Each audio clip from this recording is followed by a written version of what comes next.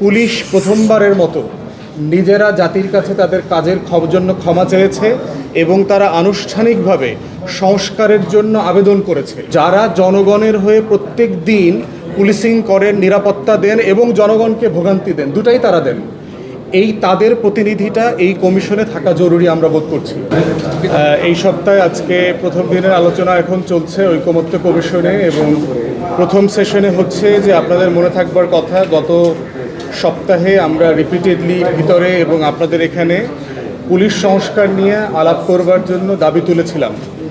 যদিও এটা আপনার ঐকমত্য কমিশনের যে অরিজিনাল এজেন্ডা দেয়া ছিল সেখানে পুলিশ নিয়ে আলোচনার কোনো এজেন্ডা ছিল না, কিন্তু আমাদের দাবির প্রেক্ষিতে আজকে পুলিশ কমিশন নিয়ে একটা এজেন্ডাভুক্ত আলোচনা সকালে শুরু হয়েছে এবং এই জন্য কমিশনকে ধন্যবাদ জানাচ্ছি। তবে এই আলোচনাটা আংশিক হচ্ছে। আমাদের দাবি ছিল গত সপ্তাহে পুলিশ সংস্কার অ্যাজ এ হোল নিয়ে কথা বলা, পুরোটা নিয়ে। আজকে শুধুমাত্র একটা খণ্ডিত প্রস্তাব তারা দিয়েছেন যে একটা স্বাধীন পুলিশ কমিশন গঠন বিষয়ে, এবং মোটা দাগে এবি পার্টি সহ পুরো হাউস একমত হয়েছে এটার গঠন প্রক্রিয়া নিয়ে, কারা কারা এটার সদস্য হবেন, এটার কাজের এখতিয়ার নিয়ে আরও কিছু আলোচনা, সংশোধিত প্রস্তাব আসবে এবং এন্ডে এটা আসলে পার্লামেন্টে রেফার করে দেওয়া হবে আর কি। পার্টিকুলারলি পুলিশ সংস্কারটা কেন মোটা দাগে আলোচনা হওয়া জরুরি, কারণ হচ্ছে যে পুলিশ প্রথমবারের মতো নিজেরা জাতির কাছে তাদের কাজের জন্য ক্ষমা চেয়েছে এবং তারা আনুষ্ঠানিকভাবে সংস্কারের জন্য আবেদন করেছে। বাংলাদেশের ইতিহাসে কোনো রাষ্ট্রীয় প্রতিষ্ঠান জাতির কাছে ক্ষমা চাওয়া এবং আনুষ্ঠানিকভাবে সংস্কারকে প্রত্যাশা করাটা এটা একটা রেয়ার ঘটনা। তো সেজন্য পুলিশের যারা সিনিয়র লিডারশিপ আছে ওনাদেরকে আমরা ধন্যবাদ জানাই, এবং কমিশন এবং রাজনৈতিক দলগুলোর পক্ষে হচ্ছে এখানে এই প্রস্তাবনাটা রেজ করাটা জরুরি ছিল। যে কাঠামোটা প্রস্তাব করা হয়েছে, মোটা দাগে একজন সাবেক আপিল বিভাগের বিচারপতি, তারপরে হচ্ছে একজন সিনিয়র পুলিশ কর্মকর্তা, দুজন সিনিয়র পুলিশ কর্মকর্তা, তারপরে হচ্ছে সরকারি দল, সংসদের বিরোধী দল, ওনাদের প্রতিনিধি, আইনজীবী, মানবাধিকার কর্মী, এই ফরম্যাটে করা হয়েছে। এইখানে আমাদের এবি পার্টির পক্ষ থেকে কিছু সংশোধনী প্রস্তাব আছে। আমরা বোধ করছি যে দুইজন পুলিশ কর্মকর্তা সিনিয়র লেভেলে না রেখে, আপনারা জানেন যে পুলিশের ফরমেশনে 2,14,000 সদস্য আছে, তার ভিতরে 2,06,000 হচ্ছে যারা বিসিএস না, কনস্টেবল, সাব ইন্সপেক্টর, ইন্সপেক্টর এই লেভেলের, এবং তারাই কিন্তু মেইনলি পুলিশিংটা করেন, তারাই মেইনলি থানাতে দায়িত্ব পালন করেন, ওসির দায়িত্ব পালন করেন। পুলিশ কমিশনে তাদের কোনো প্রতিনিধি নাই।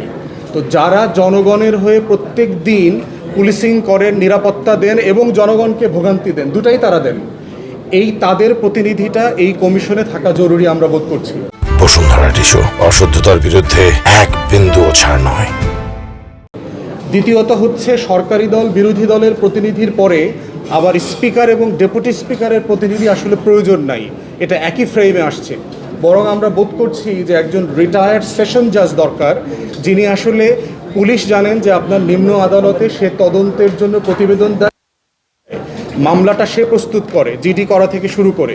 অতএব এই প্রসেসটা যেই বিচারক ডিল করেন নিম্ন আদালতে, তার প্রতিনিধি দরকার। এবং সেই জায়গাতে আমরা বোধ করেছি যে একজন নিম্ন আদালতের ডিস্ট্রিক্ট জাজ, সেশন জাজ ছিলেন, তেমন একজন এখানে প্রতিনিধি দরকার। তো সেক্ষেত্রে কমিশনটা রিভাইজ করার জন্য একজন আইনজীবীর প্রস্তাব করা হয়েছে। আইনজীবীটা নিম্ন আদালতের অভিজ্ঞতা সম্পন্ন না হলে যেটা হবে, রাজনৈতিক পরিচয় আপনার উচ্চ আদালত থেকে একজনকে দিয়ে দেবে যিনি আসলে এখানে ভালো রোল প্লে করতে পারবেন না। তো সেই জায়গাতে আমরা বোধ করছি যে এটার ফরমেশনটা আরও একটু পরিষ্কার হওয়া দরকার, এবং পুলিশ সংস্কারের, পুলিশের যে ভিতরকার সংকটগুলো আছে সেগুলো নিয়ে আরও বিস্তারিত আলাপ হওয়ার জন্য আমরা ইতিমধ্যে প্রস্তাব দিয়েছি, এবং ওনারা চেষ্টা করবেন এটাকে আরও নতুন করে এজেন্ডাভুক্ত করবার জন্য। দ্বিতীয় জায়গায় হচ্ছে ছোট করে আলোচনা হয়েছে একটা কনফার্মেশন যে প্রধানমন্ত্রী দুই টার্মের বেশি অথবা 10 বছরের বেশি থাকতে পারবেন না। এইটা হাউসে আবার ডক্টর আলী রিয়াজ আজকে নতুন করে আবার কনফার্মেশন নিয়েছেন সনদে উল্লেখ করবার ব্যাপারে। তৃতীয়ত হচ্ছে শেষের দিকে রাষ্ট্র পরিচালনার মূলনীতি নিয়ে আলাপ চলছে, এবং জানেন যে এটা চতুর্থ দিনের মতো এই মূলনীতি আলোচনাটা হাউসে এসছে। সেখানে মোটা দাগে ডানপন্থী এবং বামপন্থীদের ভিতরে ব্যাপকভাবে বিতর্ক চলছে। 72-এর সংবিধানের মূলনীতি বনাম 72-এর সংবিধানের বাইরের মূলনীতি, চতুর্থ সংশোধনীর আগের সিচুয়েশন এবং পঞ্চম সংশোধনীর মূলনীতি। সেখানে বিএনপির সালাউদ্দিন ভাই যে প্রস্তাবটা দিয়েছেন সেটা আমাদের কাছে যৌক্তিক মনে হয়েছে যে কমিশন 4টা নতুন মূলনীতি প্রস্তাব করেছে। স্বাধীনতার ঘোষণায় পত্রে উল্লেখিত 3টা মূলনীতি, সাম্য, মানবিক মর্যাদা এবং সামাজিক সুবিচার, সাথে গণতন্ত্র এবং ধর্মীয় স্বাধীনতা ও সম্প্রীতি। বলা হচ্ছে যে এই 5টা থাকবে। এর সাথে 72-এর সংবিধানে থাকা অথবা 5ম সংশোধনীতে যোগ হওয়া কোনো মূলনীতি যোগ হবে অথবা হবে না, এটা আগামী সংসদের এখতিয়ারের উপরে ছেড়ে দেওয়া হয়েছে। আলোচনাটা এখন বেশ উত্তপ্ত আছে।